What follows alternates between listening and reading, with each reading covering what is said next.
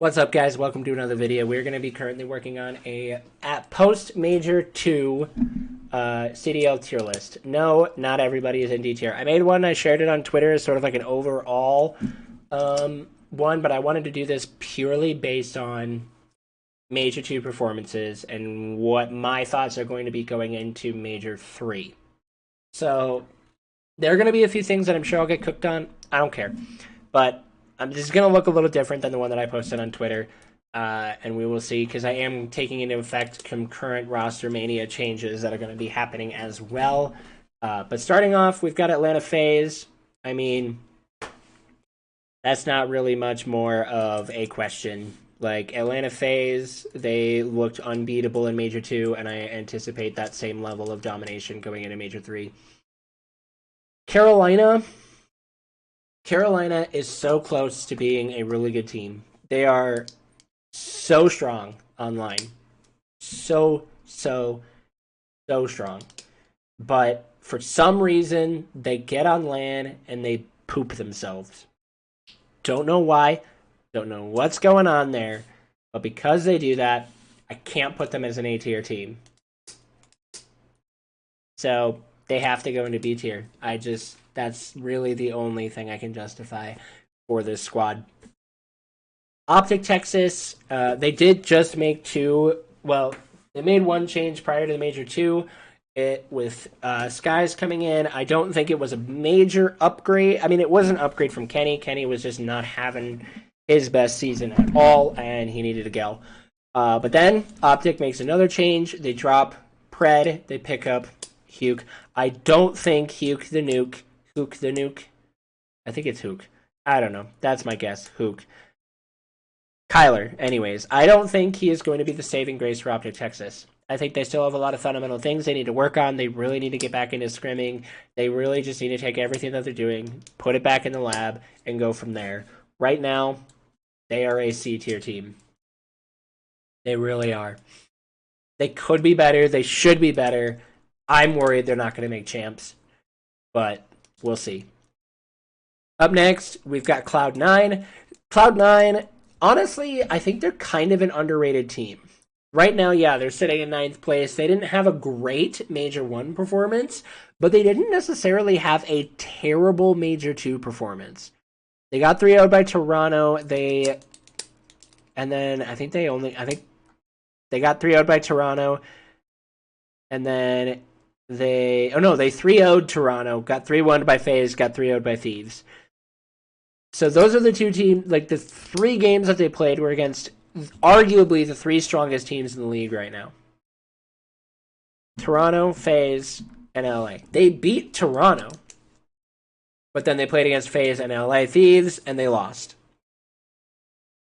Honestly, they do need to make some changes, but I still would I'd still rank them above Carolina. They're missing one key factor before they're able to call themselves an A-tier team. They're not quite where they need to be, but they will get there. They will indeed get there. I don't know what that change needs to be. Personally, I think Mac needs to go, but I don't know who you pick up instead. Because right now, I think if C9 really want to make a difference, they should dip into challengers, pick up a challengers player. Personally, I think Dylan Rex has been doing incredibly well in challengers and would be a great pickup for the squad. That's my call. Up next, then, we have the Miami Heretics.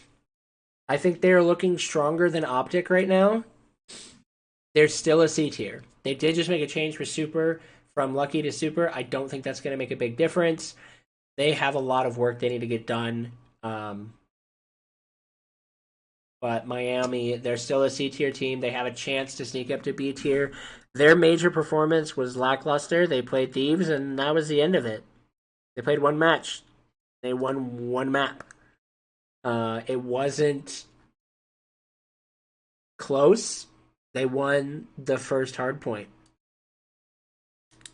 And that was it. And it was a close win. Like, yeah, it was close. Each map, 4-6. They have potential. And I think these changes will help. But I don't think they're quite there yet.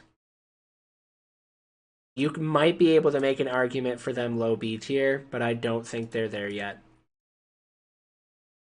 Up next, Gentlemates and Falcons. I mean, that pretty much says itself. Gentlemates keep making changes, and they're not heading in the right direction. Vegas, unless they completely blow up their roster, they're staying right where they are, which is not winning a single match in the CDL. It's unfortunate. I want to see teams do well, but if Vegas are just gonna try and keep doing the same thing, they're not gonna look any better. Now we have the Minnesota Rocker. Minnesota Rocker, they're an interesting team. I think they are right now. They're not as good as C9. They're definitely not better than Carolina right now, but they certainly have a lot of potential. They're super inconsistent. They need to put their foot on the gas. Once they can, if they can start out maps quicker, then I think they will do really well. I think the one area where Minnesota Rocker could mostly improve is if they were to make a change for Paul X. Paul has not been performing the way he needs to, but they are still definitely looking better than both Miami and Optic. I think I can put them either the highest of right now. I think I could definitely put them at the highest of C tiers.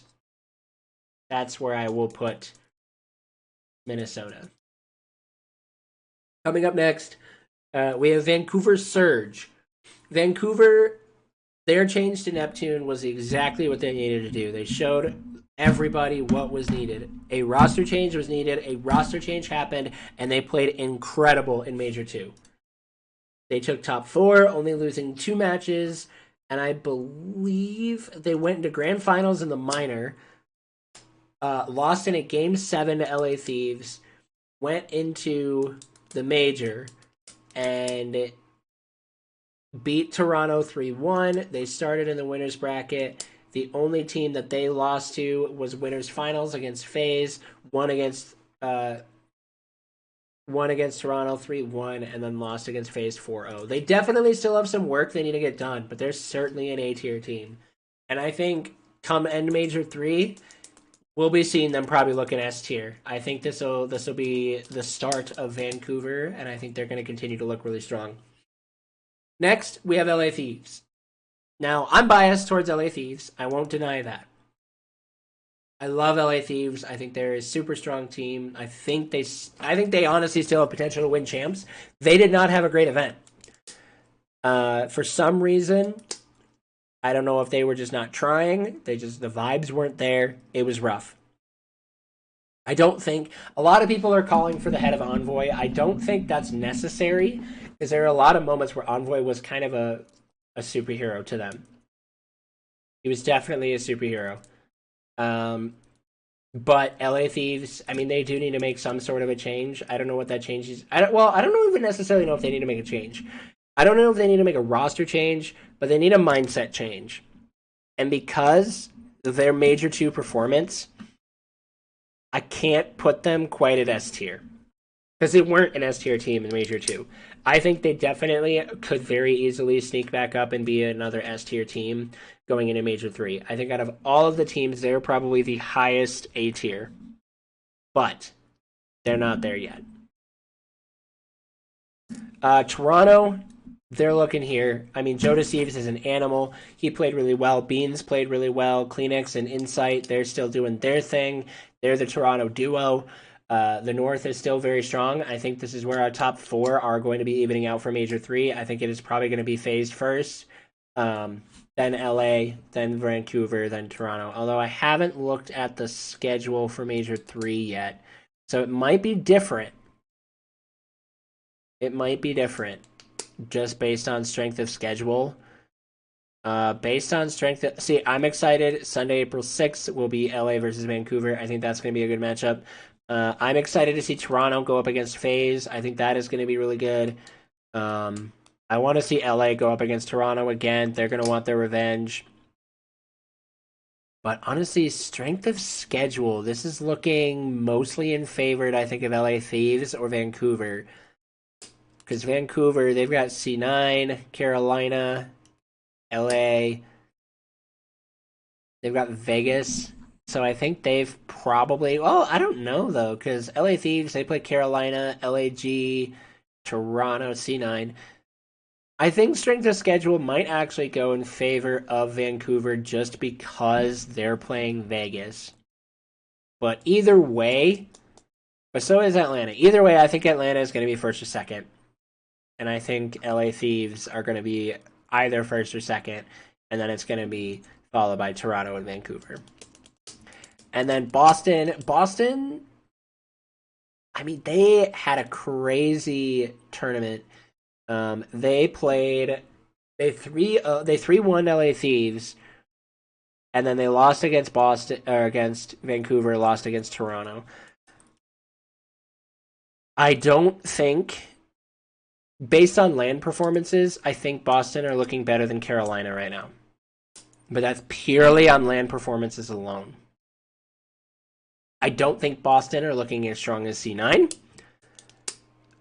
I think C9 are still looking stronger, and if they're able to switch out Mac or even Attach, because Attaches did not play great at the major, if they can make those changes, I think C9 will look better than Boston. And I think that this is kind of where I'm looking at where Major 3 is going to be looking. So that's going to be that. That's where I come from on that one. And that's going to be that to your list going into Major 3. I hope you guys enjoyed this video. I'm planning on trying to push some more videos on that. Like I said, like I mentioned in my WrestleMania video, I want to push more videos on the casting channel and just continue to dive into more esports content. I really want to just get back into the swing of esports, and I think this is going to be a great way to start. If you guys enjoy these videos, make sure you guys share them out, and we will see you guys later.